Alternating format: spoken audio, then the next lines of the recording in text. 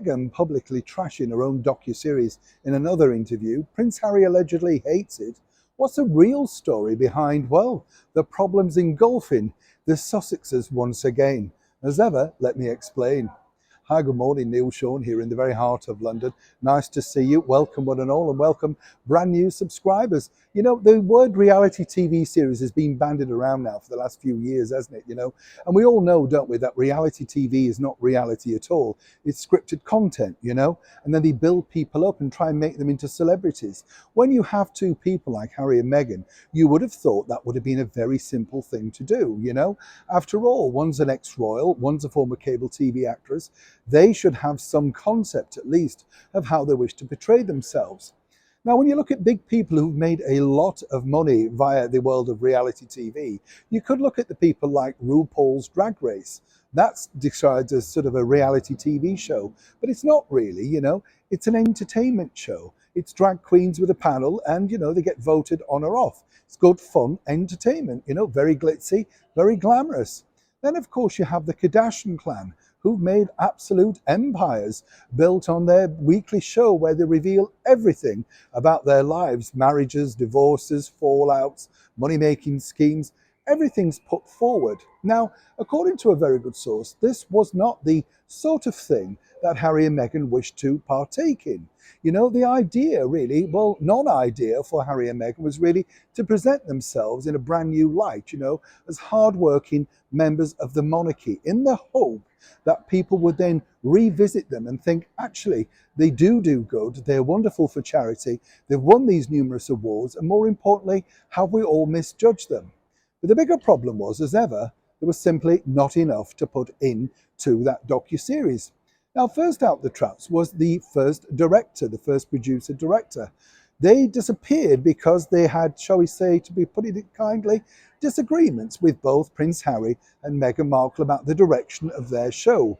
You may have read in the media that this was all about not wishing to film in their home. It wasn't even that, you know. Everything had to be scripted, you know. There was no off-the-cuff remarks. They simply couldn't be making a cup of coffee and having a sort of conversation while being recorded. Both didn't feel comfortable, both not realizing this is the backbone of reality TV. So then, of course, the script was put together. But according to a very good source, they didn't like that either. But they thought, well, don't worry, we've got lots of great content.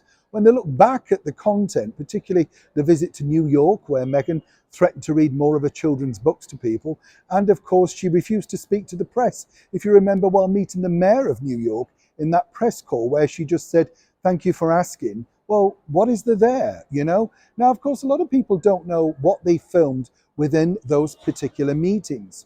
But according to a very good source also, lots of people associated with those meetings did not actually sign clearance forms. These are forms which allow you to use the content that you've recorded. A little bit remiss, don't you think?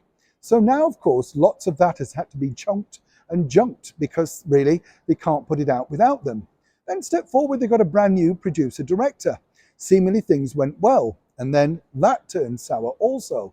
So for now, Netflix, it appears, has stuck with something of a bit of a turkey.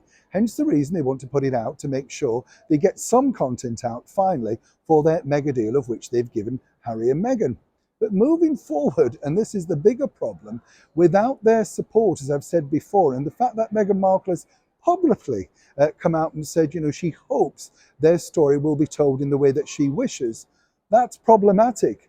And as for now, both directors are under the clause of NDA, non-disclosure agreements, which means they can't speak to the press or indeed give interviews about it. Well, seemingly they've both fallen out with Harry and Meghan. I'm not sure whether they'd be that inclined. But somewhere, somehow, the story of this will continue to leak out.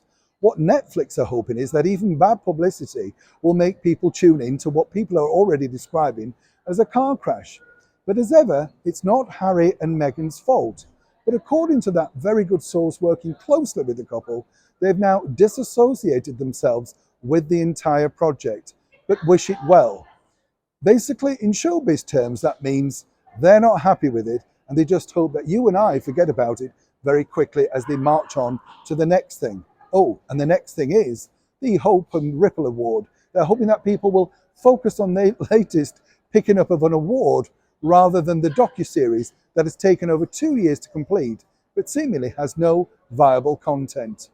As for the two ex-producers, they are now the most wanted people by the media with open checkbooks to reveal exactly what goes on in the house of the ex-royals. As ever, this is an ongoing story. When I know more, you'll know more. Neil Sean in the very heart of London.